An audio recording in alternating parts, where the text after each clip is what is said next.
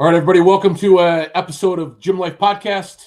And just so happens to be our road to chaos because this guy is going to the U90 Classic here and out in England in July.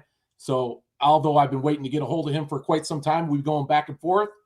It kind of worked out perfectly. Welcome, Nic Myers. Thanks for joining me. Thanks for having me, man. Yeah, we've been a back and forth on this for a minute, so it's good we finally pinned it down. Well, you pinned me down, and Yeah, we're getting yeah. after. Well, I go after the good ones, Nic, and you certainly are one of the good ones. You are a colorful character in the sport, no doubt about it. As a lot of guys and gals already know out there, pretty accomplished strongman. Second this year at OSG, first the year prior, Yes. America's strongest veteran. I mean, your resume is as long as my arm, but I think what's most interesting about you, man, is everything else you do. So I want to talk about that for a minute. Because as I'm getting to understand who you are, you're a pretty complex character. You get out there and do an awful lot of stuff. Yeah, man. I like to live vividly. I'm just out here following the dopamine. That's a fact, bro. That and the adrenaline for sure, right? Yeah. Yeah, I was looking at your Instagram. Well, I have for quite some time, and I was following that border to border you were doing in those Can-Ams. How did that come about, man? So, man, all right, like it goes way back. So I have before I had Strongman, I was big into motorsports. I've been on two wheels since I was 5 years old. My dad actually raced back in the 70s for Yamaha back in the day. So a go fast family ever since I was young. So, literally the first time I got on a motorcycle, I hit the fence in the backyard of the house, and I came in screaming. And my dad's like, "If you don't get your ass up and go get that bike and get back on it and ride it inside, you're never riding a motorcycle again." And sure enough, so that's where it all started. His dad made me get back on it because I wanted nothing to do with it after hitting that fence. Hey, man, thank God for dads like your dad. Let me just say that. We need more of them right now for sure, but that's a whole nother subject. But my dad's about as well known in the strongman community as I am at this point. I mean, that dude, everybody asks, "Where's your old man at?" That's but yeah, anyway, so that was with Nitro Circus. If anyone listening's familiar, they do all sorts of action sports, anything from they have the Rallycross series, they have the freestyle motocross, BMX, scooters, skateboards.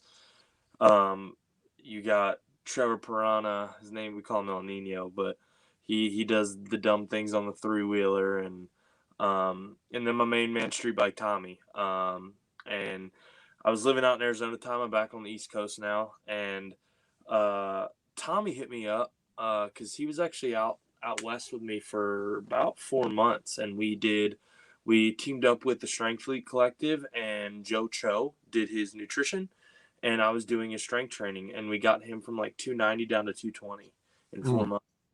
Yeah. So he hit me up. He's like, "Hey, we're coming through Arizona. I got to bounce out because he had to go MC for Nitro Rallycross. He's the MC for the Nitro Rallycross. Oh, wow. Yeah, yeah. So he's like, you want to be the guest driver?" And he's like, "If we have you, at least we have someone, that the guys are familiar with and that at least knows their way around a machine."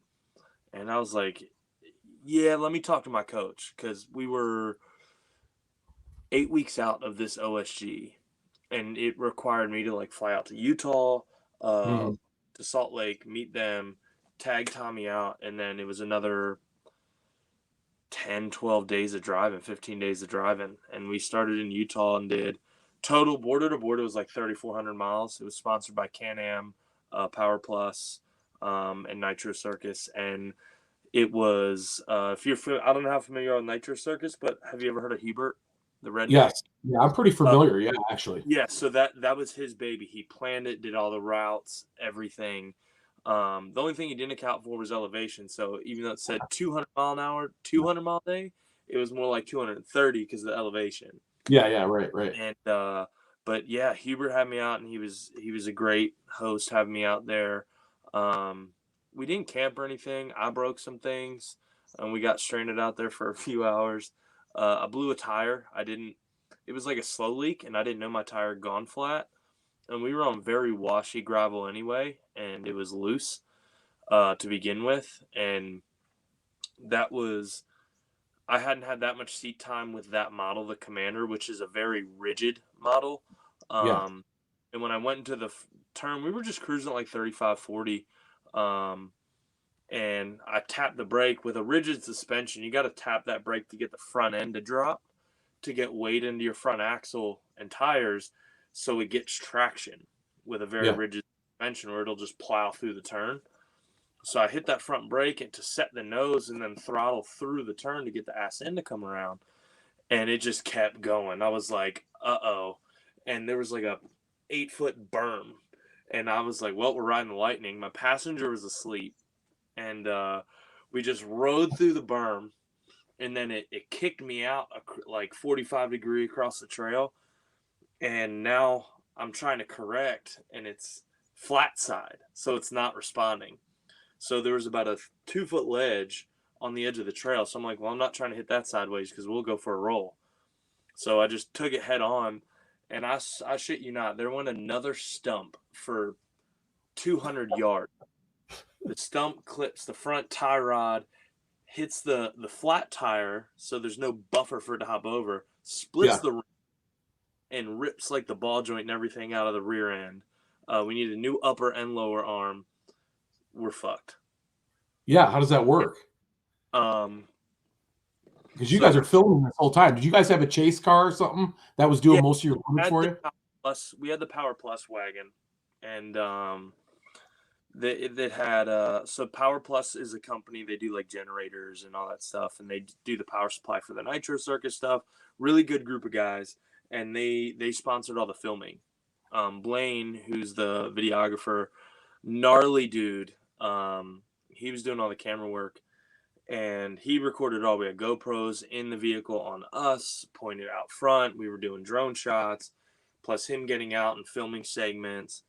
And so we lucked out because one of the guys that was on the trip, Power Plus, was sending dudes out every week, exchanging dudes out as like a company thing to ride with us, which I think is an awesome thing to do as a company. Yeah. Like a little vacation. And luckily, one of the guys that was out there was also the mechanic for their machine. So we had Hubert, him, and I probably had the least of. I know my way around motors, but Hubert is a Can-Am sponsored guy. Like he's Team Can-Am, so he knows those things in and out. And Power Plus has a Can-Am, so Corey knew those things in and out. And I pretty much just watched them fix my boo-boo. And basically, we had a local. This is the cool thing about doing this stuff, is we had a local come out in like a 1985 GMC Jimmy. Which is awesome. Yeah, what? Which is awesome, by the way. Yeah, like factory, everything original on this thing. And you just hear that thing chugging along. And a trailer, which it was not a trail setup trailer. It was a road trailer. And it's gnarly, rocky. He was our guide, actually. And we load this thing up. We limp it onto the trailer. And we are cruising out of there, going over small little boulders and stuff. Like just tippy turning, watching the trailer about tip over. Switch backing down the side of this mountain. Yeah. And it wasn't a big mountain at that point. We were on the back side of it, kind of low. And it took like 3 hours just to get out of there. And we only went 10 miles. That day, yeah. Really. Yeah, while towing. That day, right. 150. Okay, so you still got a pretty good day in. How long did that hold you up? Luckily, the dealership in town was freaking awesome. And they had a commander sitting in there, and they're like, pull whatever you need and just write down what you pull, and then we'll bill you. So nice. That's what we did. And then we had a full body lift, and we got it in there the next day, got it fixed the next day, and we ripped out the next morning. Yeah, because you guys were chasing some pretty – I mean, you were looking for the trails from Canada to Mexico from what I saw. You guys were chasing some pretty gnarly-looking trails the whole way down. We were up at 11,000 foot in the clouds, couldn't see 10 feet in front of you, literally in the clouds. I posted a black and white picture where it looked like my beard was like starched. And it was because we were in a bunch of dust climbing the mountain, and my beard got caked with mud and dust. And then we got in the clouds, which is moisture, and floating water, and it basically turned into concrete, and I had like dreadlocks in my beard, and it would got cold. It would get cold. It would get hot. Going through Utah was hot, cold, hot, cold, hot, cold, depending on which mountaintops we were on. And then we got into southern Utah, down in northern Arizona, hit Horseshoe Bend, and the weather just immaculate. Blue skies. Our rate of speed kicked up because you can see everything. And some sections we were rolling about 50, 60, just ripping through trails. We had iPads, basically iPad type GPSs mounted in so we could see our line and we could kind of gauge how heavy the turn was. We just didn't know. Some of them were very like high traffic trails. Some of them were logging trails. There were a couple times we ran into a trail and the trailhead was closed because of monsoon season in Arizona. I saw that. How'd you guys get around that? I saw that one that you were on your Instagram. Mm-hmm. So we had a lot of problem with that once we got in the Sonoran Desert, monsoon season, and it just washed out all the trails. So we had to call audibles. We'd end up in trails we weren't sure where we were going to end up, and we try to circumnavigate on the way. And sometimes it bring us to a dead end. We turn around and figure it out. And then most times, worst case scenario, we have to do like a little 10-minute section by road. Luckily, we were in all states that welcome side-by-sides, so that wasn't an issue. But I would say we might have, out of the 3,400 miles, there might have been somewhere between 50 and 80 miles on road getting around certain things that were just off limits. That's actually pretty good. I mean, logistically, you guys nailed it. Yeah. Yeah, Hubert did a really, really good job at planning out the route on that. And the biggest difference was the borders. Like, obviously, one's Canada, one's Mexico. Canada was literally a cattle fence, and there were cows on the other side. Yeah. Like barbed wire cattle fence. Right. Mexico was a wall. Yeah. I saw the comparison pics. Yeah. Stark we hit the desert and said caution, known drug smuggling, and human trafficking route. Proceed with caution. And I was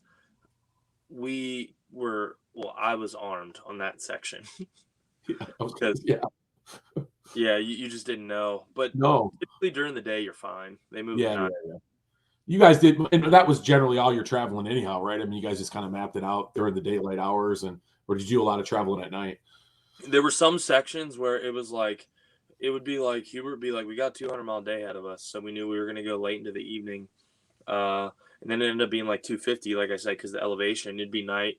We're running headlights and light bars and everything. We've got light whips, and we have laser whips, which you have your whip with the flag, and then it's a light that shoots a laser beam real high. Yeah. So you can see it in the dust. Yep, right. Yeah, so we knew we were how close, and we weren't rear-ending each other. And the main thing is some of the trails, like one side was just a cliff. I saw some pretty hectic terrain, man. And you're talking about kind of breaking and losing control a little bit, man. That was a bad spot, kind of thing, you know. I mean, you got Hubert, who lives and breathes side by sides. He races, does King of the Hammer, very safe and sound technical driver, and then you got me and Tommy. When him and I were riding together, we were the party wagon. We were loose, screwing around. On the last leg of one of the guys, the Power Plus employees, they rolled it on its side, and I was in the back.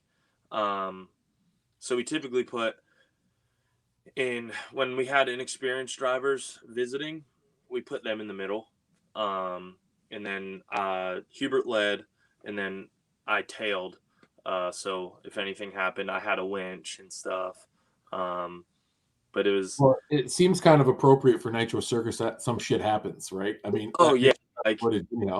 It went is for 3,400 miles to just replace what we replaced and have a half-assed rollover. Like, you couldn't ask for better. That's almost too tame, though. I'm a little disappointed. No more. Yeah. Especially with that crew, right? There were some gorges where they were like V gorges, and we had to straddle them, and like sometimes try and sink down, and it'd pinch you in. Like it got pretty sketchy. And on things like that, you got to know to like not stick your arm out. You got to like just either hold the steering wheel, the oh shit handle. Oh yeah, yeah. Yeah, because your natural reaction would be exactly that. Yeah, I see what you're There ain't a saying. strongman on this planet that's stopping that thing from, No, or you know, strongman for that and they matter. Yeah. gain momentum. Oh, sure. Yeah, right. Oh Um, man, I just thought that was super cool. You know, that's like a side of you that I don't think a lot of people. I know you travel a lot. I know you do a lot of things, even in videography, and a lot of things you do on social mhm. media. And you know, it paints a really big picture, kind of even how you represent, even in the strongman game a little bit. You know, and some of this alter ego and stuff that you got going on, the way that you present yourself. I found it very unique because that's an adrenaline lifestyle that really Yeah, crosses over well to this strongman shit. In all it honesty, it does, man. Like everything I do kind of has some sort of risk factor. Like I was in the military, I was a door gunner on Black Hawk helicopters, so I was hanging off the crazy. side of a helicopter. Yeah. Um, and then got out of the military, went to flight school, became a helicopter pilot, and then really dove into strongman. And then during COVID, when there wasn't really competing, and I was actually working, I was doing social media and strategy and content strategy for a dealership, the biggest KTM dealership here in Maryland, JT Motorsports, and then had a broken foot, so like I was laid up. I broke my foot trying to train for strongman. I went up to the farm here and rigged up. It's what we would hang the pigs after you slaughter. It was Mm. like an I-beam with an A-frame, and Yeah, it had yeah. just, and I dangled a pulley from the hook and hooked a field plow to it to sit and do seated rows. And Oh, okay. Right, right. it swung, it picked up off the ground, the plow swung forward, and the front end of the A-frame sunk in the ground. And the top piece was an I-beam we had welded to the post. Mm. And it tipped over, and I sat and went to kick back, and my right foot was still extended, and the I-beam came down right on that first Oh, tarsal, geez. like Oh, bow, God. Just a and clean clean break, huh? break, Yeah. huh? Just a Clean clean break, break. Yeah.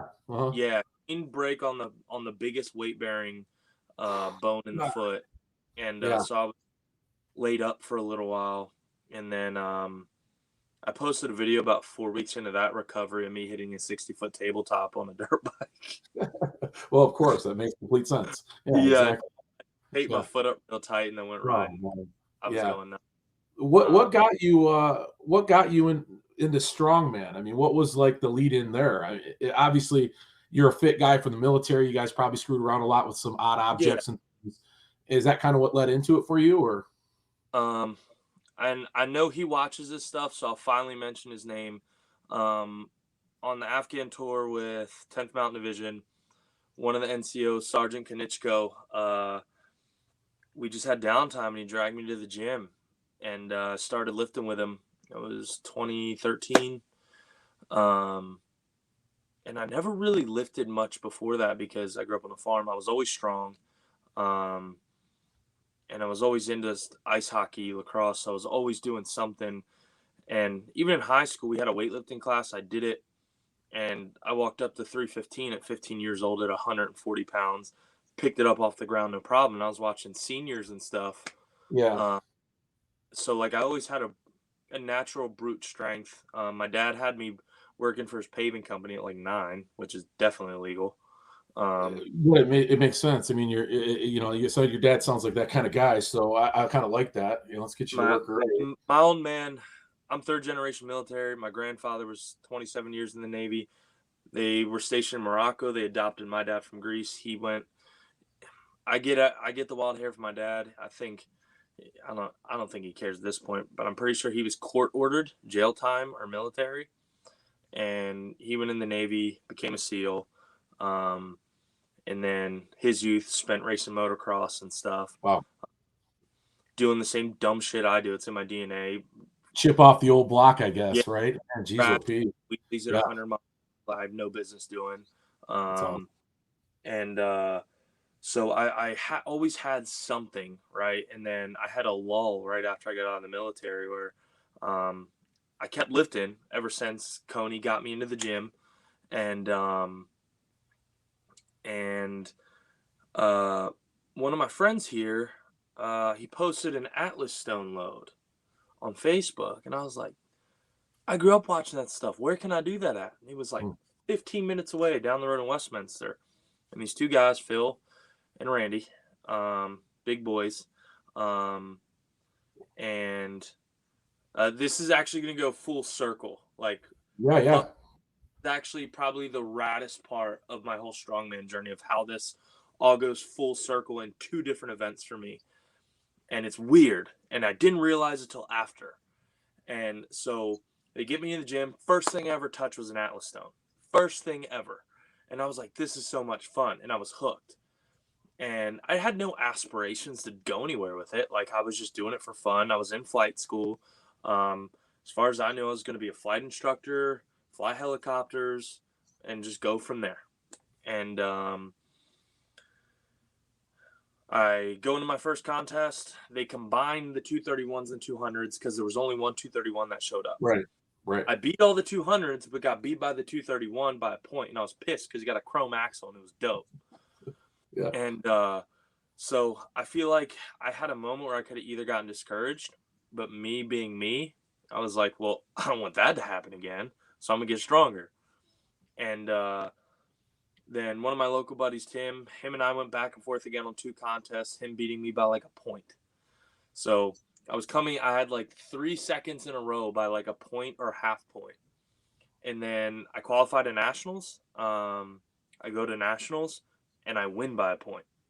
So within my first year in the sport, I'd won nationals, got invited to the Arnold. Now, at the time, there's only 231s. And I show up to the Arnold at 185 pounds. And I shit you not, I get on the scale and the lady goes, "You're overweight." I was like, "What?" And they're like, "What's your name?" I was like, "Myers, Nikolai." She goes, "Oh, you're 231. I was like, "Kinda." Yeah, like, oh, not really, but okay. Yeah, I finished like 15th out of 40 some competitors. So I didn't recognize what I was doing. And at that time, I moved on from, it was called Muscle Mind, to Never State. Brian Alsrew, if you're familiar with Never State Athletics, he's who really kind of groomed me into the athlete I have become. Just with the giant set training style, work capacity focus, being able to squat, 500 pounds right into medicine ball slams, right into a farmer's carry. And he went with me, coached me, cornerman for me through nationals. He was competing at the time with a torn rotator cuff. He bowed out after the log, which is probably the smartest. He's not one to do that.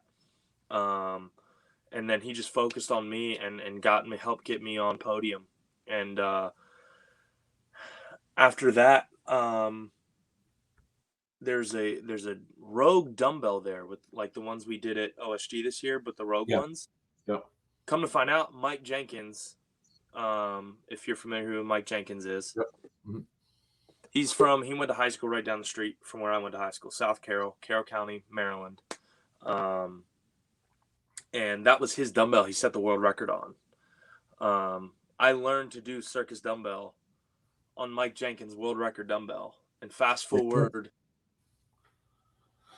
how many years? 5 years. I set my own circus dumbbell world record. My first implement I ever touched was an Atlas stone. I win my first world title as it came down the stones. So like it was, if you're into all that woo shit, it's kind of poetic. It really is. Yeah, it makes sense with your life though so far, and all that I know about it, which isn't much. Very colorful, a lot of drama. And certainly a lot of excitement, so it makes complete sense. It's you're caught in this U90 class because you don't have to complete it at the 105s anymore. Yeah. Which honestly, I would argue many of you 90s could probably hang pretty well with the 105s. Oh, deceptively strong. I mean, I hate to use that word, but being a guy that's 285 pounds, when I see a guy that weighs 195 pounds or so, in the type of weight that you guys are putting up in that class right now, it is just stupid, man. I don't even know how to wrap my head around it. And then you talk about your programming and the way you're programmed to kind of just keep moving. Yeah, that's the nature of your class. I mean, that's it. Yeah. I mean, you look, I guarantee you any of the top middleweight guys, and especially in the 90 kilo, at some point, like if we want to go to nationals or something, odds are like we compete at 231. Right. Because it makes it a little bit more competitive. And I know I'm not the only one, but I've competed in open heavy at a state level show. Sure. Yeah. Anybody who's competing at that high level is swinging up because that's how we sharpen the sword. Yeah. I know CJ's done it. Yeah. And Nick O'Hare up here by me. He'll compete at the local Great Lakes show every year as a heavyweight. Yeah. Yeah. Yeah. So like we're just always, you know, and we didn't have a choice a couple years ago. Like if I wanted to have the Arnold experience, I had to compete up in the 231s, and I did 2 Arnolds, placed 15th, and I placed like 12th. I came in 3rd on the circus dumbbell. That was the year that Terry Rady won, and that's when I met him.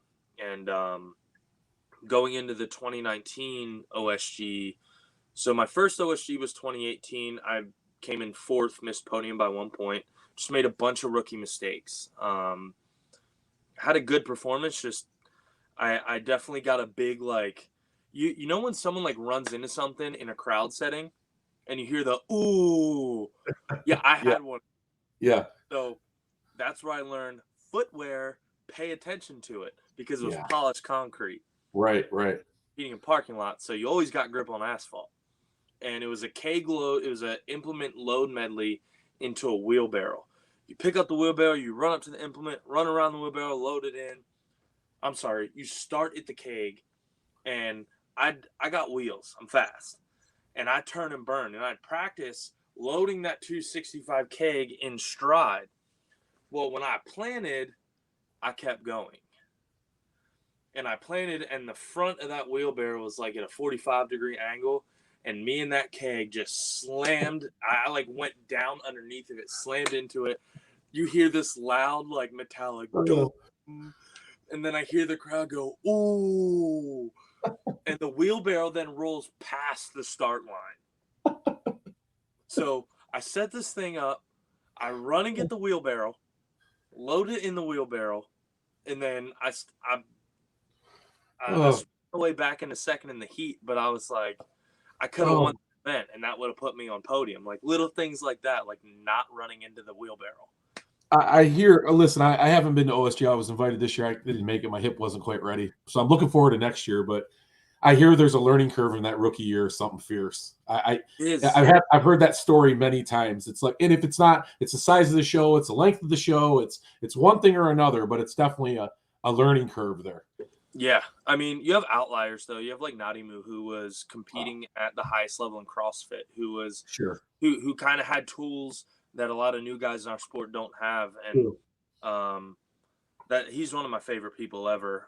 He's a teammate with depth. We have the same coach, same nutrition, and he's just a sweetheart of a human. And he won 2019. That was the year I shouldn't have competed because I was in the hospital for a week, 2 weeks out in the ICU. My heart went into SVT rhythm. Shit. Went undiagnosed. I got undiagnosed, really? Yeah, I got. I'm a VA patient, so I went down to the Baltimore VA. I was training, deloading, and luckily we had a nurse practitioner in the gym, and when I saw her eyes get big when she took my pulse, and she's a very like hard to impress person. She's very like even keel. And when I saw her eyes get big, I was like, uh-oh. And I was losing motor skill function. I couldn't count. And my buddy Billy drove me all the way down to the Baltimore VA. I've been to the VA for broken bones, for road rash. I've been there dozens of times for unrelated to strongman injuries. And I'd be in the waiting room bleeding all over the floor for an hour. Right, yeah. And this is the first time where they took my ID and those doors flew open and people were running.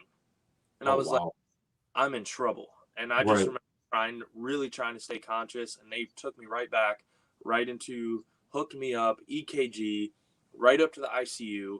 And I was the youngest person in the cardiac ICU by probably 30 years. I guess, yeah. And then they took me over to across the bridge into the UMD. And that's when I got seen by the University of Maryland cardiac department and the head of electrophysiology, because they were like, we have a 26-year-old athlete. in here with a 200 beat per minute SVT about to go into arrest, and we don't know why. And then they were like, if we release you, like, you could drop dead in the parking lot tomorrow. We won't know why. Right. It wasn't up until this past year that I noticed a correlation with drinking cold water really fast as a trigger. So you have a vagal nerve and your esophagus and your heart. I'm probably getting that order wrong. But the gap is like a couple millimeters, and they think my gap might be like a millimeter closer. And very cold can stimulate and create a vagal response and trip my heart into an arrhythmia. And there was a study done on triathletes as they're running, they're drinking that cold water at the water stations as they run by, that they were having guys do the same thing. So they think that could, but the initial one, I wasn't doing that. I was cooking rice in a rice cooker, and it just happened. So, gotcha. So susceptible to it nonetheless. I have a buddy that actually has that issue that you just described. Yeah, he can't drink anything cold. He goes into arrhythmia. Even too hot. I mean, it's just everything's like room temperature. Weird, but but you haven't had a problem since, though, huh? So fast forward a week and a half, 2 weeks. I not cleared from cardiology. I go compete. Placed 5th, and my horsepower was just for 2 months. I had no static horsepower. I barely pulled the 635 in the medley. The Viking press I about bombed on, and I'm a decent presser. Yeah, and I'm not the best deadlifter, but I'm competitive. And I just had nothing. I won the farmer's carry, but I just really suffered on the static events that just focused on strength. And it was like that for about 2 months, and then it was doctor visits, and no one could pin it. And then I had a bout on an airplane. I was with Smiles, my athlete with cerebral palsy. We were coming back from LA from being with Arnold, and I went to AFib on the plane, and I snapped out of it. But that, like, I started getting clammy, like I just started feeling real weird. And then they got fewer and further between, right? And less severe, shorter duration. I didn't have anything extended until the rules meeting at this OSG. I spent about 2 hours in the ER. Oh, shit. I had to leave. I was sitting with Nick Bess and his wife. She's a nurse. And I've judged some events with Nick in the past, so he was aware of it. And I started kind of like shutting down, and I tapped Nick, and he grabbed his wife, and she took my pulse. She's like, he needs to go to the ER now. And one of my training partners from Liberty in Phoenix, Nate, he drove me to the ER, and they took me in right away. And then I had snapped out of it, and then they had to triage me, got hooked up to EKG. So I had that scare, and there was about an hour I was like, I might not be competing tomorrow. Only an hour, Nick? I mean, really? Only an hour? I mean, that's crazy. I mean, a lot of people wouldn't even have considered competing. I mean, I get it. You're that different cut of the rug, but I mean, you've dealt with this in the past. Is there concern moving forward? Ignorance is bliss, right? I guess, yeah. I get it, man. No, I get it. I'm like that myself, but what needs to happen? Just so nonchalant. That hour, it took me an hour to figure it out. What needs to happen is I need to stay put long enough. I need to go down and get a Holter monitor so that it will transmit what my heart's doing, Right. so they can see when it happens. My luck is I'll have it on for 2 weeks and it'll happen once, Generally the way it works, and then we'll still be in the dark. So that's really the next step. So I just need to get outpatient out of Phoenix and then get reintegrated back in with my primary here in Baltimore, and get that sorted. But as of right now, we're still unsure. I just stay away from cold water, which is a lot to do in winter here than it is in Phoenix. Right. But yeah, so it's just unknown. I was this close to bowing out at OSG this year. Well, then lo and behold, you decide to stick with it and you take second place. So, I mean, yeah, obviously you didn't super, hit I the was ball like super you did the first time. day, like getting up, like I notice a dip for the next about 48 hours. That's very Yeah. significant. And getting going for that first event, it was just hard. And I hit the target rep range, 6 to 8 on the Viking press, and I squeaked out 6. So, but I was really worried I was going to be super flat on that first event and zero it. The only time I really felt it was on the deadlift. Okay. I had prepped with 6 to 8 on that one in training, and I got 4, missed 5. What was the weight on that deadlift? 605 or something? What was 610. Oh yeah, it was pretty heavy. Yeah, I know. It was, yeah. Yeah, I'm glad honestly they went with the bumpers instead of the Hummer tires, because then we didn't have to deal with it. Oh yeah. On us, and yeah, that was I think every adjustment they made was very, very well done. Yeah, I mean, you got to give Lynn credit for the whole show. Honestly, coming off that, I mean, there's half the crowd was thinking it wasn't even going to happen, and it was pulled off without a hitch. And honestly, it was arguably one of the best shows as far as lineups go across the board that I think we've ever seen. And it's funny when we talk about your class in particular. God, man, short of CJ Pierce, I didn't know if that class could ever get any better. And we'll talk about U90 in a minute, but guess what? It just got better. I mean, it's fucking nuts, man. The kind of guys that you're producing out of that class right now. And Tyler Davis won that show, of course, and he had arguably one of the best string of 2 years any strongman has ever had in any class. Deserving winner, of course, and I think you would agree. I'm sure you're friends with Tyler, but you guys just push each other. It's just nuts watching that class move and shift back and forth between 4, 5, 6, maybe 10 guys globally now. Given Saturday, man, it's just crazy the way that class works. I mean, we're in a class that every contest we go into, it could be one of like 7 guys that could win. Yeah, like you can't pin it, you can't predict it, you can't. And I think this OSG really showed it, because like it could have literally been the difference of like when a judge hit stop on a stopwatch, right? Like that 90 kilo class is that packed and that close. Like you have a bunch of well-rounded guys. You have a bunch of guys that are great at deadlift and decent at pressing.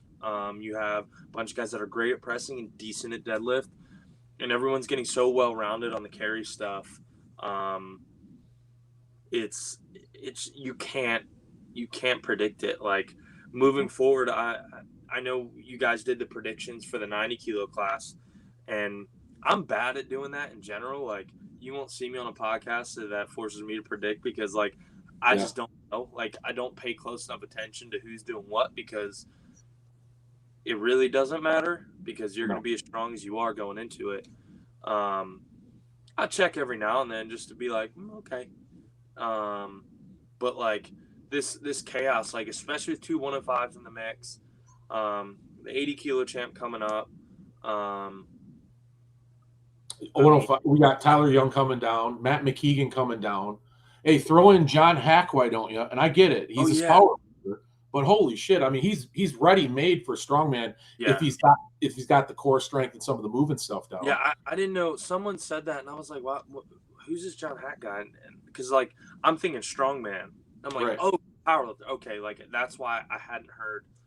My head's in the weeds with a bunch of other shit. 900 deadlifter. I mean, conventionally, I mean, he's strong. Like he's very strong. So it's gonna be interesting to see. Like, I think as he goes, like he's already an outlier as far as his strength goes. So we'll see. Whoever he's with on coaching can really turn that strength into something that correlates into the loading, the carrying. I mean, you got McNamee, Irish guy who. I'm just very confident, right? Farmers, and I was extremely impressed with his carry speed. I mean, just great footwork, great stability. I mean, just a well-rounded package on anything carrying for him. So to see stuff like that, especially like out of a place like Ireland, where those guys they eat potatoes and shit over there. Like they're not known for being fast. How do they even get strong? And there's like 3 of them I can think off the top of my head that are freaks, man. 80 to 90 and 105. Yeah. You got Pa, you got McKeegan, and you got McNamara. Yeah. Sean Diver, too, is another one that's a freak, Yeah. you know? Yeah. Yeah, you've got a stacked Irish class showing up for Chaos. Well, then the American contingency, which I love, by the way. I really love what Luke's doing with it, because what he's essentially doing is giving the opportunity for all these great Americans who, by the way, it sounds like everybody's going to be over there to really go against another part of the world, right? Yeah, as far as I know. The only CJ, Derek, you, Nick, Tyler. I'm sure I'm missing a couple people, and I apologize, but it's a deep, deep class of Americans that are traveling over there to compete against this European contingency. Na was invited as well. Na was invited as well, not Emo. Oh, that's right. Yeah, he was. He hasn't confirmed yet. Well. So you literally have everybody that deserves to be there, and plus some wild cards. Now, Tyler was a very accomplished 90 kilo before he went up to 105. So, like, don't get it twisted. Like, this is coming down to 90 kilo. It's not going to be a big deal. No, and he's almost already there anyhow. I think he's been at weight for about 6 months now, so it's not even like there's much of a cut there that he has to do. McKeegan might be a variable because he come just off of the 105, getting ready for OSP, but I understand he's a pro at cutting. He's getting ready for Clash before the Chaos show. So, like, I'm curious just to see as like a spectator watching him manipulate his weight, because that's going to be interesting to watch. And kudos if he makes weight, like, big pat on the back to him, because that would suck. Well, I hear he's the guy that can do it. Everything I understand about Matt and talking to him, he knows his shit. He knows his shit. Yeah. So he'd be one of those guys. Yeah, it's going to be interesting. And I love what Luke's doing with the show, with the prize money. It's transparent. Everybody's aware of it coming into it. It's growing pot, which I love. It's reported on all the time, so we have no issues there. Then, of course, Luke in general, right? I mean, what better guy to promote a show for all of us than a guy who invested like he is in the sport, an ambassador, essentially, of the sport over there in Europe and Great Britain. And the 90. What's that? And he's a 90 kilo guy. Yeah, that's right. He is a 90 kilo guy. Yeah, I think it's awesome. Let's start with this. And I said it the other day on my podcast, the 105ers have been the sweethearts of the strongman community for a couple of years now. But guess what? In 2023, I'm picking a different class.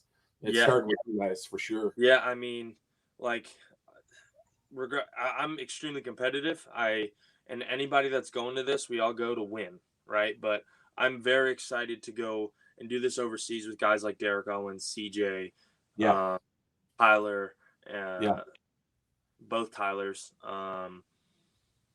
Narumu if he shows up. Like, it's just, I always have so much fun with those guys, and being in Arizona and getting to know CJ while I was out there and training with him periodically. Like, I probably messed up by showing him one of my little tricks I do on stones. Oh, did you? Like, he needs that. Come on now. He posted a video and I saw him still doing it, and it like made me proud, but it also made me like, stop. Yes. He doesn't need any help, Nick. Come on now. I mean, I think CJ's a very humble guy, and he's a guy that's not going to say a whole lot. He'll post his training videos, but I got a sneaky suspicion CJ's got something to prove to everybody right now. I think he's, coming off that big Clash win and not making OSG and all the great guys that were there. Yeah. He was getting married. That's fair. He did. I get it. Yeah. But I think everyone already knows what to expect out of CJ. Yes. And everyone already views him as a threat on podium. There's no question. Yeah. He's well-rounded. His deadlift is made. I would say his weakest link in the past has been his deadlift, and he's worked very hard, and his deadlift is getting to where it needs to be and I would say probably already is no longer that weak link. He's maximizing his points out of it for sure. Yeah. And what's great about this lineup that you guys have out there, and I kind of said it before, I kind of coined the American invasion, right? Because we got all the best Americans going out there. But you can argue, man, it's no easy task. And if you look in the lens right now about the overall contingency of that competition, there's a distinct possibility that no Americans would make that podium. I mean, that's how good this lineup is over there. Yeah, like you can't. If anyone tries to predict who's gonna what 1, 2, and 3 are going to be, I'm going to just tell them they're talking out of their ass, because Absolutely. Just throwing darts. Absolutely. You're throwing darts in the dark with a blindfold on. Like, Yeah. it's impossible. And I think that's the most exciting thing about it. And on top, you throw 2 established 105s, very best in the world 105s in the mix. Like, if this doesn't bring eyes to the sport even just within the strongman community, people aren't clamoring to watch this. Like, I talked about Luke. Luke's like, well, then I don't fucking know what I'm gonna do at that point. Like, Yeah, like, yeah, I know. Right, we're all like that a little bit. yeah, But it takes a collective though, and I think you're a good example of that, because all you do as well, outside of being a strongman and understand media, understand how it works, and understand what it really takes. It's just not about posting videos on Instagram. I mean, we have to reach out there in a different lens, or provide different lenses to see into our sport. And that's, of course, what I try to lend to it. And I know there's others like me, and then there's others like you, and we're always trying to push stuff out there. Do you feel like I'm talking to the right guy here. Do you feel like we're at a tipping point? Do you really believe that there's something there? Yeah. Or we just always smoking the same pipe? We have, so I'll have to break it down in a couple ways. Let me think I just don't want it to come off as me taking shots at people and promoters and organizers, because I'm not. So I do like social media strategy, analytics, and stuff outside of all this. And we have all the parts to the puzzle. Everything is where it needs to be. Let me put it like this: we have the bus. We need the engine. And what I mean by that is, a lot of these guys, and a lot of organizations are guilty of this, is they push. They don't fully understand how social media is working and evolving. Right. And that's no discredit to them. It moves so fast, especially in the last 3 years with TikTok bursting on the scene. Like, it has pushed Instagram to a whole nother avenue and evolve and change. And it moves so fast now. Like, if you went viral 5 years ago, it meant you were getting anywhere between 500,000 and several million views. And virality lasted for weeks to a month. And right. you could potentially gain hundreds of thousands of followers off that.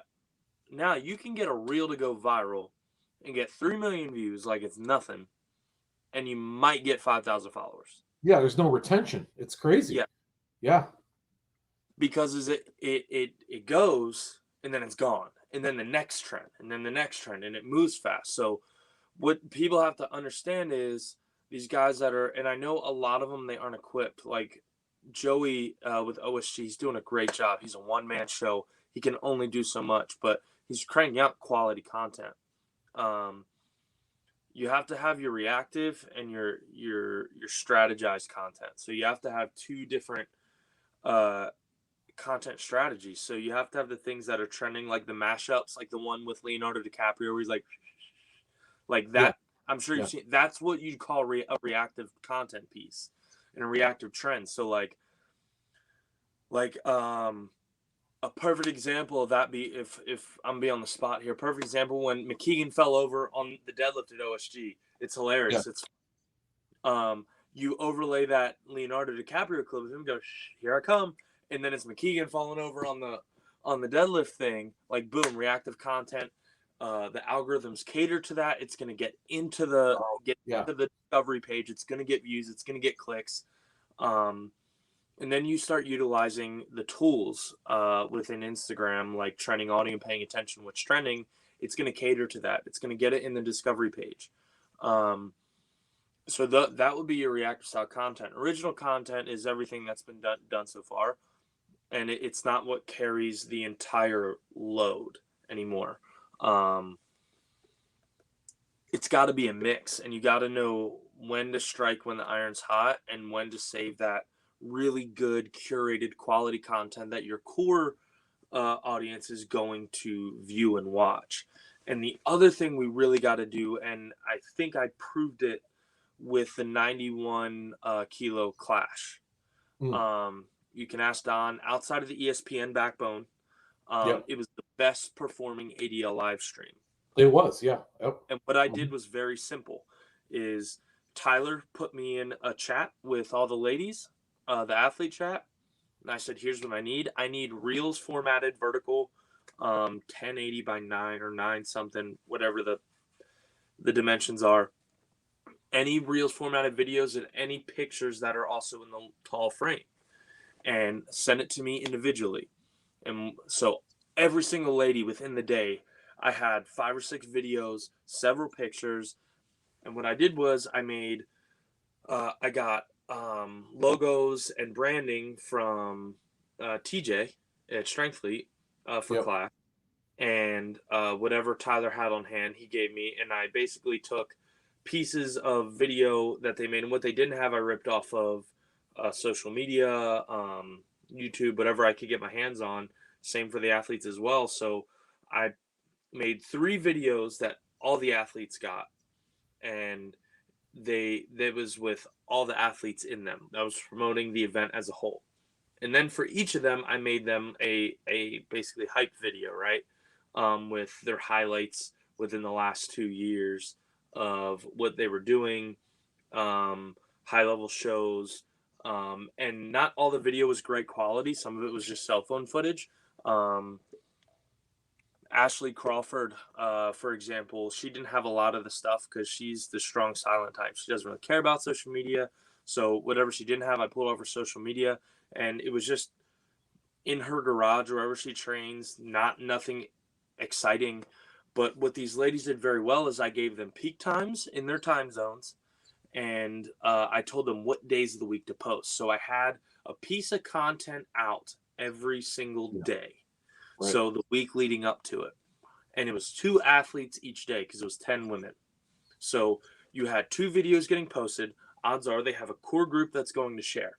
And what does really well is what people need to realize is if you're talking about people that have followings with 7,000 or less, you're going to get the highest engagement because they have an audience. And especially with someone with like 1,000 followers, they have a very intimate audience because odds are they know them. Right. So they're going to buy the shit. They're going to click on the links they're posting. They're going to subscribe. They're going to buy the products they're pushing. And while it might only be like 100, they're going to do very, very well. Yeah. Right. Yeah. Guaranteed almost. So guaranteed in a world where nothing's guaranteed on social media. Yeah. So you had 2 pieces of content going out each day, X amount of people sharing that. Then you had the overall class piece of content 3 times a week, which all the ladies had. So they posted their videos, and then I told them this gets posted Monday, this gets posted Wednesday, this gets posted Friday, the night before the event. Yeah, and you were providing these reels to them. So essentially what you're saying then is if some of these promoters, they really need to find a version of you if they can't do it themselves. Kind of, right? Yeah. So production, and what I'm getting at, is the motor, right? Right. And OSG, you had Sarah and Joey absolutely going nuts on production for OSG. They got a lot of really good moments. They got a lot of really good content. And what's hard and what is great about those 2 is they actually care about Strongman. So like they knew where to be just out of being in the environment before. Right. And they were capturing all the really good moments. They know to start shooting a little early. They know the personalities are like Joey knows like, okay, Nick's up on stones, like he's going to do something here. And he knows like when I light up, I light up like and it's not strategy. Like all of us have different ways of getting that energy out. Some guys just raise their fists and they walk off. I explode. Right. Those moments. Yeah. Mm-hmm. Yeah. And that's just the passion and the energy, the residual energy that's left over from me being not functional going into that event. Yeah. And so you get that explosion. So you got to identify and know who those personalities are. Right. And they do that very well. Like after Stones, Derek and I are friends. And after Stones, I had my explosion. Then I went over and Derek and I bear hugged each other. And it's just like a very heartwarming moment that was captured very well by 2 videographers that knew where to be. And then you had SBD that had a media presence out there, and Omar I actually know Omar from here in Maryland, competing locally early on, and now he's a videographer for SBD. And Omar's been in and around the sport for a long time, passionate about it, knows where to be, knows what shots to get. So we ask a lot of production because the easy part's shooting. The hard part's the back end when they're going through 4 terabytes of footage. Right. So Right. Now what you have to take in for is still media is no longer the golden ticket. It's video content. Right. And if you're talking about people that are on a really, there are a lot of photographers out there that are going to want to punch me in the face for this. But if we're talking about strictly social media performance and getting views and getting the word out there, it's video. You can rip. A lot of these people are shooting in 5K. Yeah. Like they're shooting in very high resolution. You can rip stills off of that all day long. All day long. Yep. So if it comes down to budget, choosing between the two, we need to go with video. Just you can get a 2-for-1 out of video. It just makes way more sense, and that's what is going to get the visibility on their page. That is what's going to get the content out there. That is now on the higher end shows that can afford both. Obviously, that's the better option. But odds are, if they're taking stills, what's happening is these people are collecting their photos and they're just making a reel out of several photos. That's it. Yeah. Well, it's interesting to me because obviously doing what I'm doing, and I have no business doing what I'm doing because I'm not a tech guy. I'm learning as I'm going, right? You and I had a brief conversation about this a few months back. It's an enigma to some degree. You have to really dive into it. You can't just half-ass it. No. And ultimately, it's got to be a prerequisite to any big event, as far as I'm concerned, moving forward. Collectively, we all have to take a part in this to some degree or another, because what I see a lot of is effort, but it doesn't crack these people's bubbles. It's like everybody's sharing all the same stuff amongst everybody, but nobody new is what I'm seeing. I don't see a lot of newcomers into the sport or consumers. Where the mistake happening is, you have organizations spending money to have high profile people come out and hand out trophies or be a presence or talk on the microphone for 5 minutes, and without dipping into the pot, that has to stop. Because the reality is, it's cool for about 20 people. Not what's going to grow the sport. Because odds are they're not being paid enough to advertise they're going to be there. And this is going to dive a little deeper into the weeds on the whole influencer side of things. Athletes need to stop fucking for free. By that I mean they need to stop doing ambassadorships for free. I agree. For free. It's got to stop. And there's going to be a lot of that are going to want to come after my throat. But like when it comes to the bigger brands, it has to stop. Like it's cool if it's like I've been with Depth for a long time. I got on with them early. I was one of the first athletes. And a small brand like that, obviously, like all they can afford is to maybe give you a couple $100 here or there for a contest or free t-shirts or whatever. But when we're talking about like Zone smelling salts dumping whatever they dump in to be a main sponsor on a banner, that money could be going to athletes, right? So you have, and I don't know, I have no relationship with Zone. I don't know them at all. I don't know how they operate, on much money. This is just what I'm seeing. Like you have contest sponsors and then you have athlete sponsors, right? And contests, and a lot of these brands are so willing to shovel out 10 grand to be on a banner. But that's one pop. That's 10 grand pop, and then it's done. What they're not willing to do is have reoccurring money go into these athletes, right? Pay these athletes, $1,000 for, 5 videos. And that'll all go down to your analytics, your audience, your platforms, and the content you're creating. And I'm guilty of this. Like I spend so little time creating my own content because I'm constantly doing strategy for other people. I just don't care. Like I post what I want when I want. I haven't posted an actual post in like 3 weeks. I haven't felt like it. I've been traveling. I've been minding my business. Like if we can get the athletes, and part of it, the athletes have to pick up the slack, right? Like I think at this day and age, if you're competing at a high level, you got to at least know how to clip videos together. It's easy. Like, it's literally easier than learning to drive a car, and you've figured out how to drive a car, right? It takes 20 minutes increments, a couple times a week to get familiar with something like iMovie. iMovie makes it super simple, and to prove my point, all those videos I did for Clash, I did with iMovie. It's not hard to find software and easy to navigate it too. It's listen, I'm doing it. It's not difficult. I'm not the best, but I'm doing it. Yeah. I like what you say about athletes too, because I think there's a certain responsibility. And I know some people, that's not my job. It's if I'm an athlete that doesn't want to, be visible, but to some degree you owe it back to the sport that's providing you this opportunity. And I don't see that enough from a lot of more of the high level athletes that we have. We're not heavyweight. So heavyweight, where they get all their money is they're under IGM, which is a huge media and production company for television. They have Monster Jam. They have a lot of very big, high value shows. Right. So Strongest Man, that's why they can afford to get the athletes covered. Big pots, big sponsors, because IGM has a very big network that's decades deep. We don't have that luxury to be entitled to that.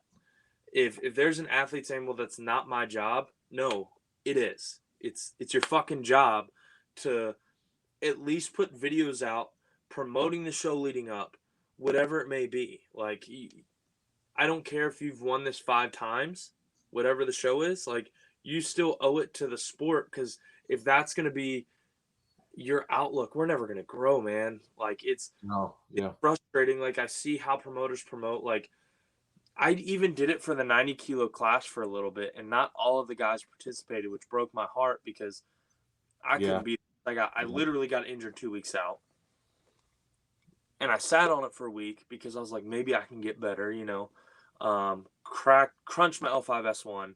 I was not in good shape, so called up Anthony. I'm not gonna make it, man. I'm sorry. Like, he's like, dude, don't worry. Like, get healthy. You've got OSG. Get healthy. Right. Like, okay, so what I did to at least help me apart is I did what I did for the 91 Clash, and I made some videos, not as in depth because it was post, but I made a few videos for the athletes to push out, and not all the athletes participated, and it was the worst performing. I'm a 90. I can say this. It was the worst performing ADL live stream we had, and I don't want to name names, but like, there wasn't a lot of being pushed on the forefront. Like, you've got to like 2 months out, post something. Month out, post a couple things. 2 weeks out, all right, let's really start hammering it because it's coming up. And people, because social media moves fast, it's strategically done that way. You got to be like, hey, this is happening in the near future. Hey, it's getting closer. We're still here. It's coming. So there's a template for this essentially. I mean, you just kind of laid it out. I mean, if you wanted to be more technical than that, it wouldn't be difficult to put together a 3 or 4 month template for every one of these shows in respect to the way these promoters need to kind of, and the athletes, of course, put things out there. And the other problem is, like, they want to get athletes paid. They want to get athletes paid. They want to get athletes paid. And I think that is outstanding. We're finally getting paid. Yeah. But I can tell you how many videographers and photographers that I've talked to, just out of curiosity, how much they're getting paid. Yeah. There's no trickle down.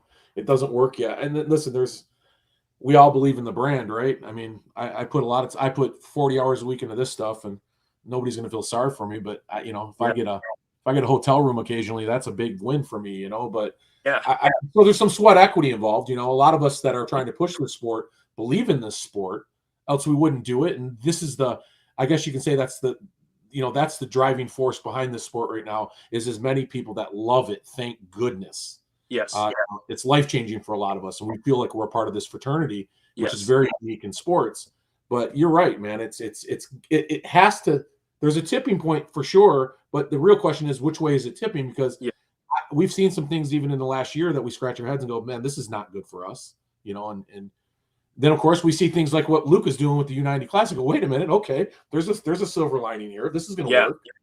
Yeah, like, and the only reason we're having production, we're able to get production at things like Clash and OSG is because you have people that have camera skills and editing skills that love strongman.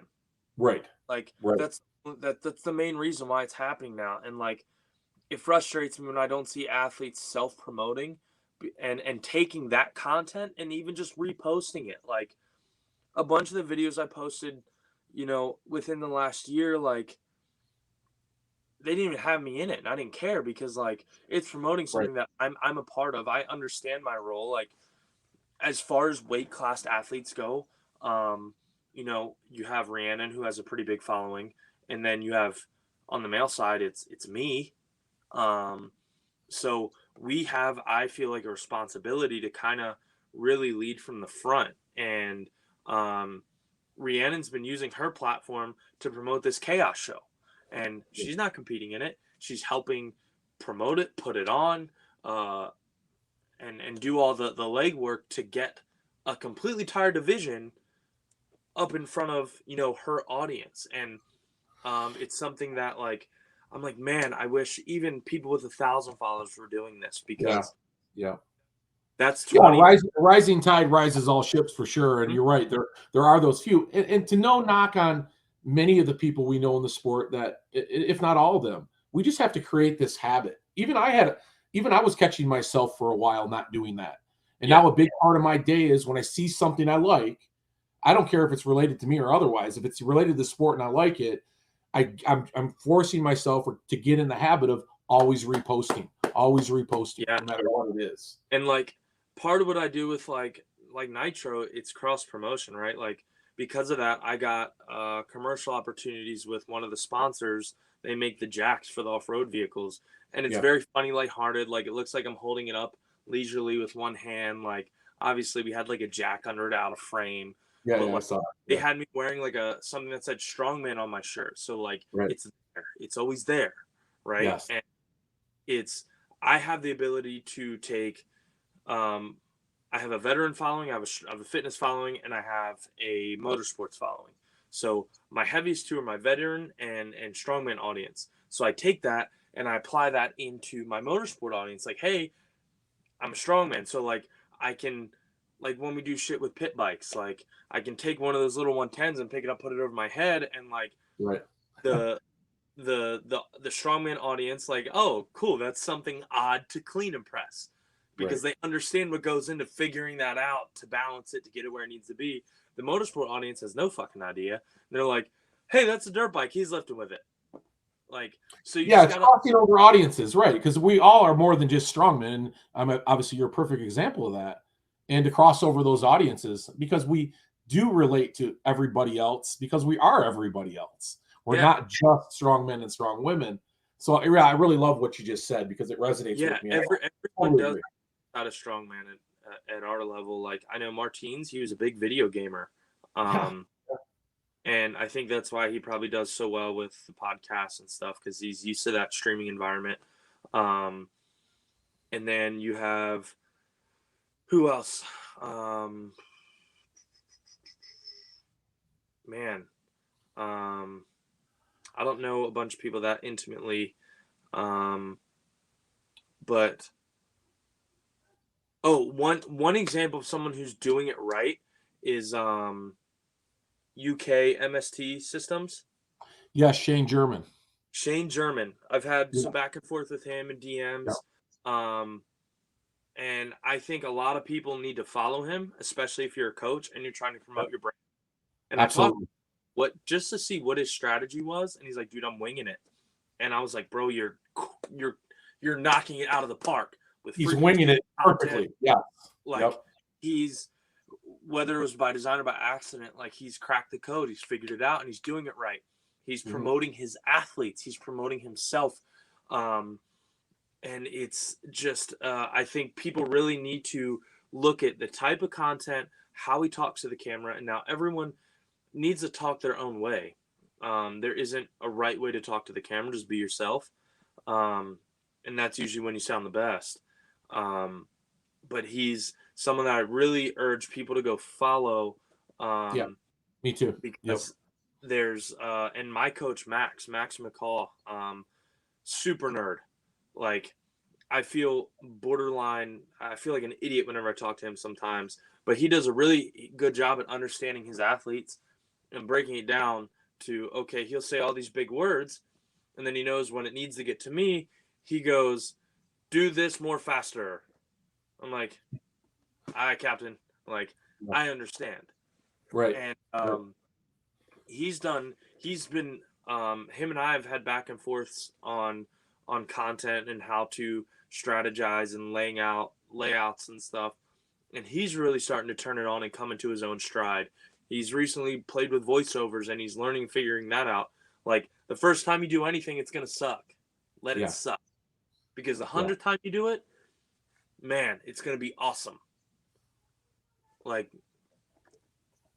yeah, I agree. It does take time, and even in the beginning, and you'll look back at the old shit sometimes. And listen, I think it's pretty awesome what you're doing. I want to show a few pictures here because I went through your Instagram, and I always hope there's a lot more people following these podcasts than just Strongman. And according to my analytics, there are. So these are for everybody else out there.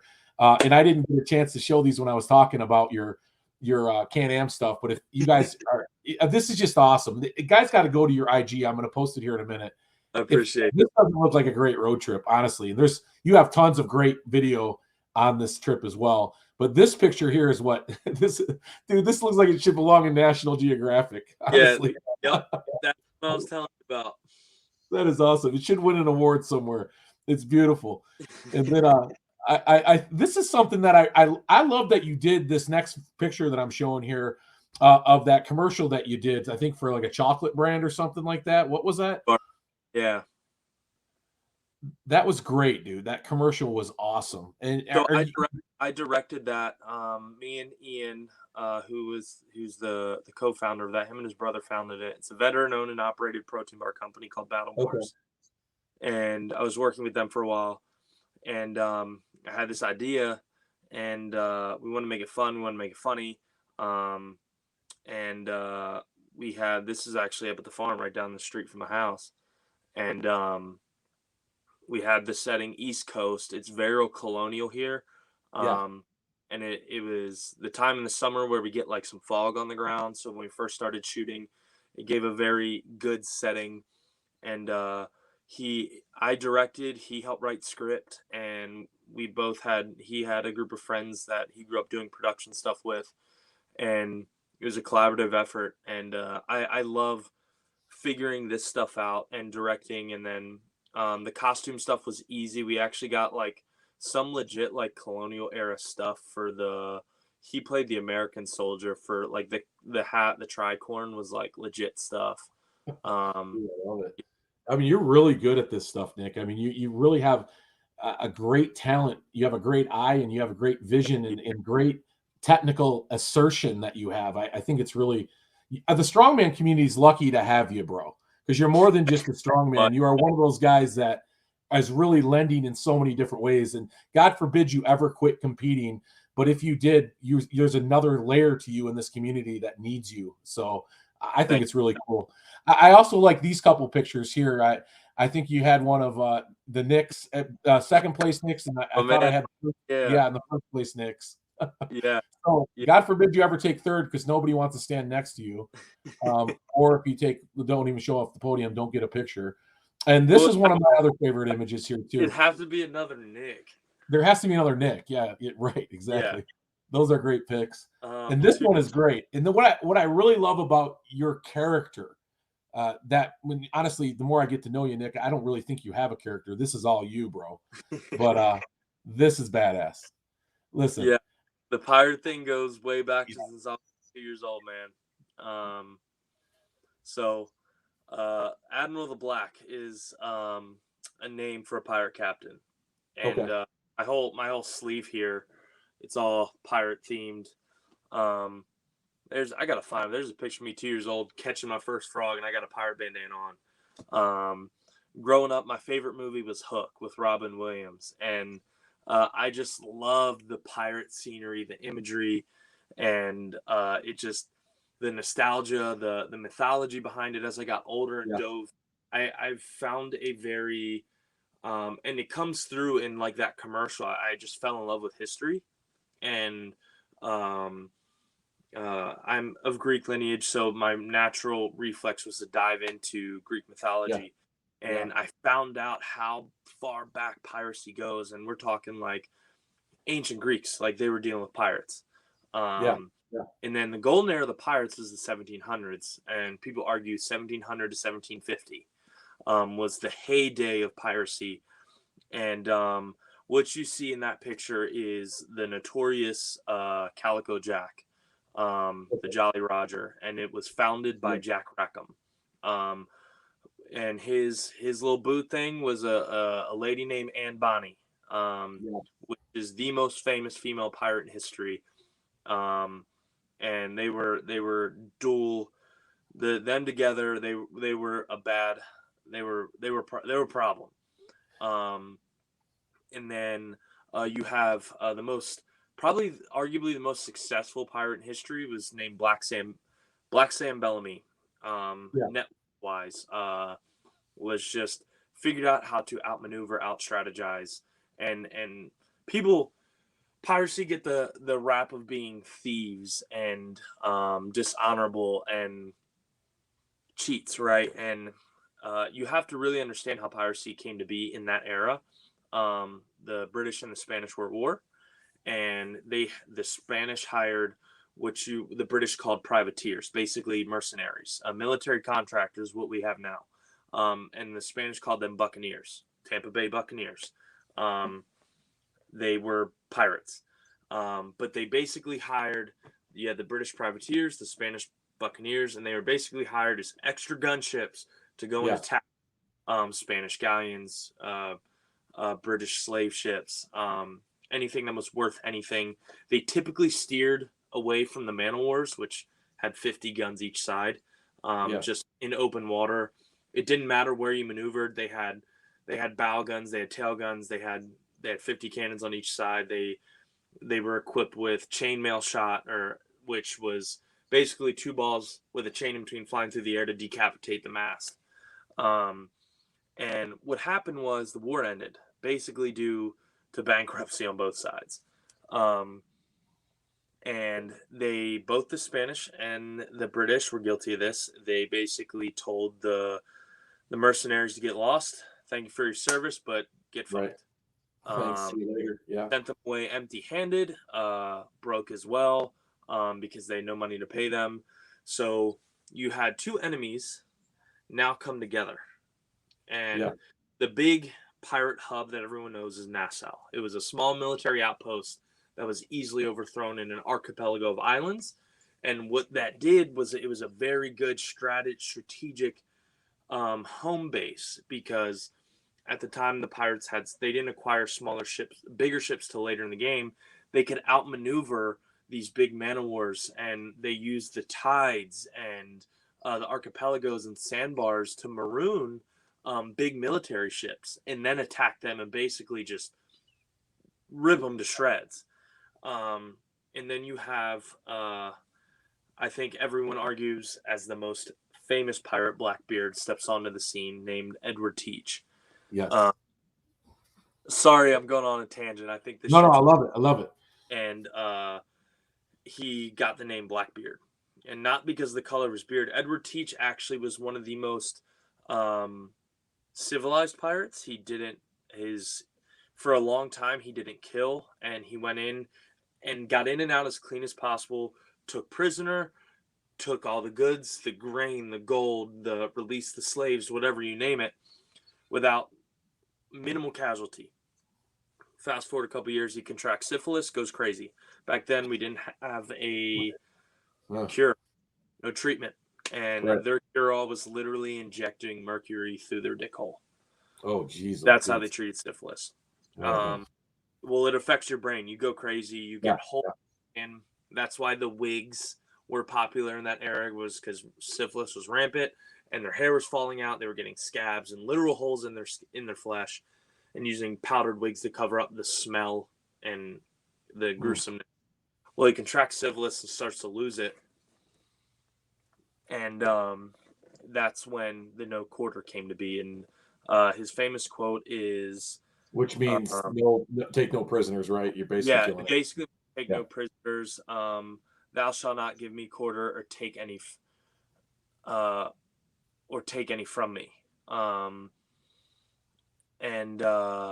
So then he went in, and every single what he did to get the name Blackbeard is he rolled gunpowder and tobacco into his beard, and he would light that before boarding the ship, and then you had black billowing smoke rolling out of his beard.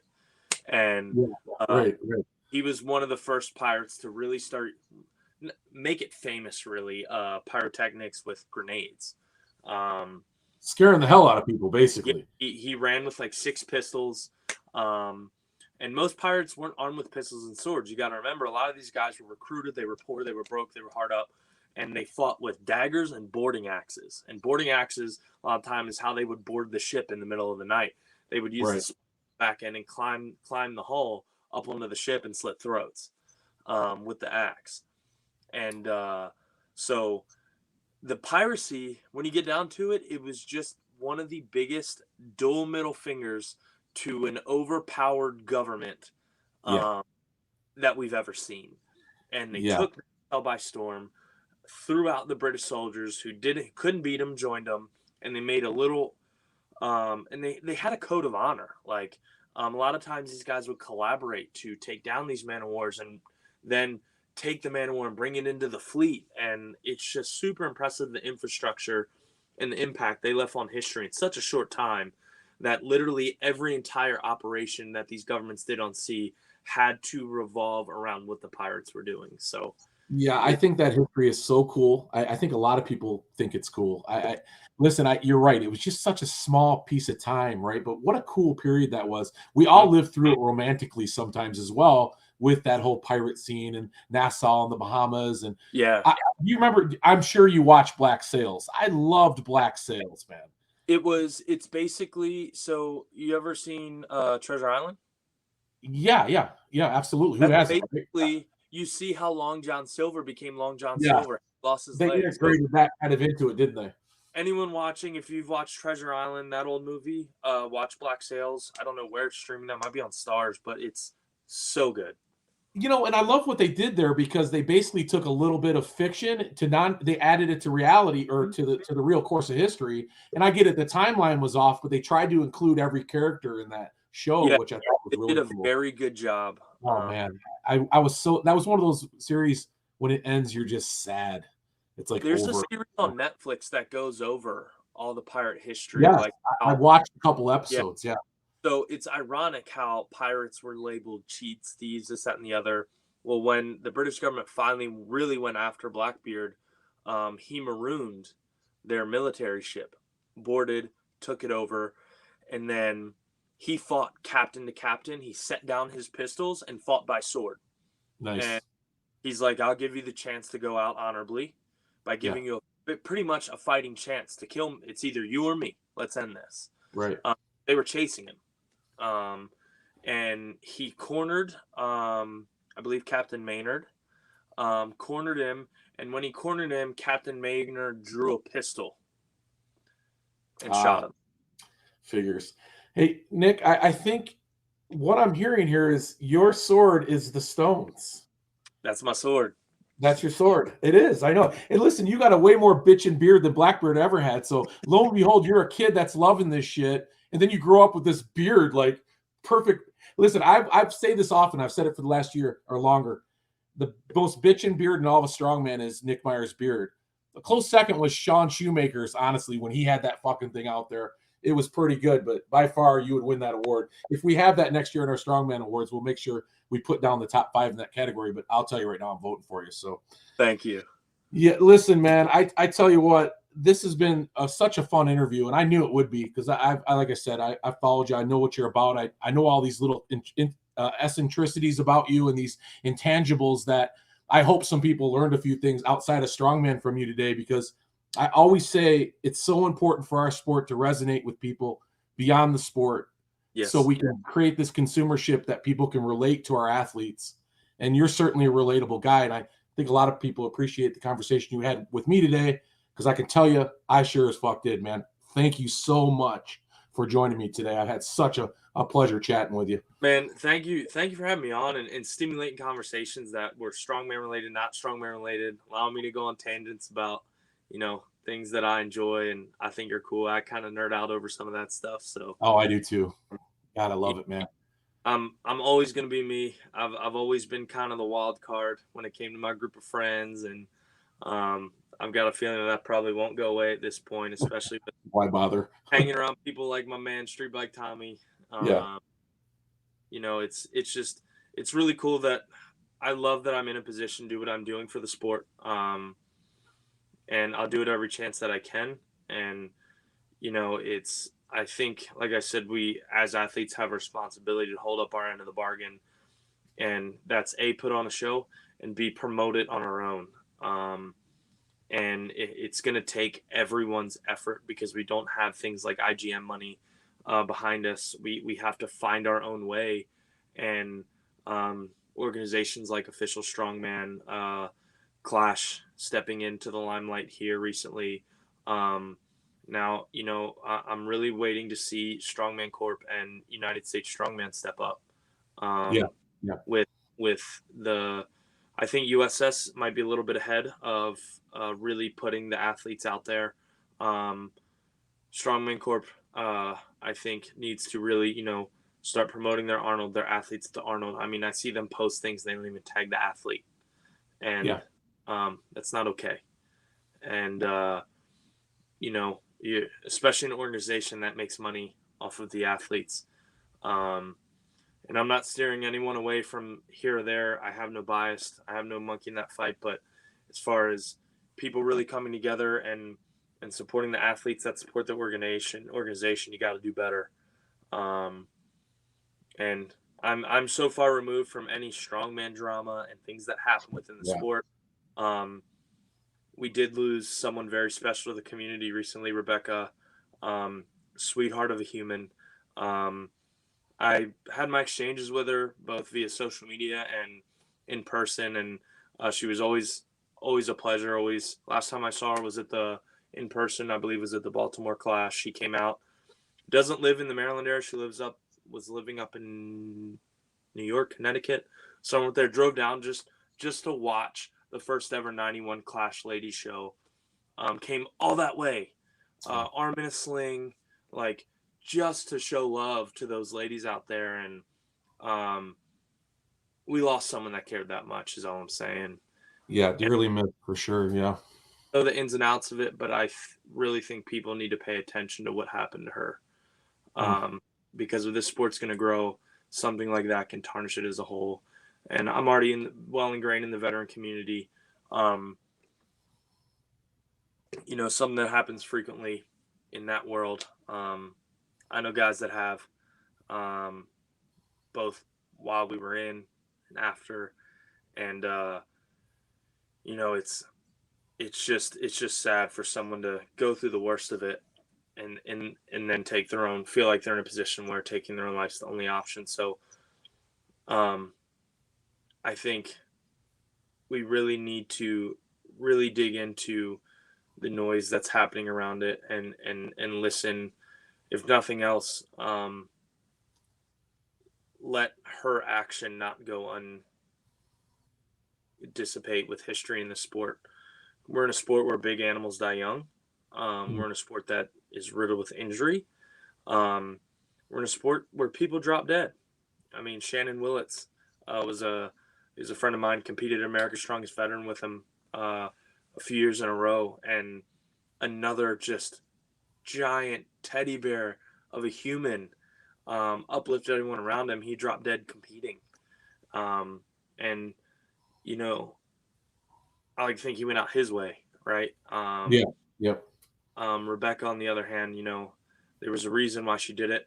There was a reason why she felt that was necessary. And I think that needs to be heard more than anything. And I stay quiet on all that stuff. I don't know the details and ins and outs, but for someone to go to that length in our community where we take pride in lifting each other up, for someone to do that, I think something needs to be done, and her action needs to be not only heard, but supported.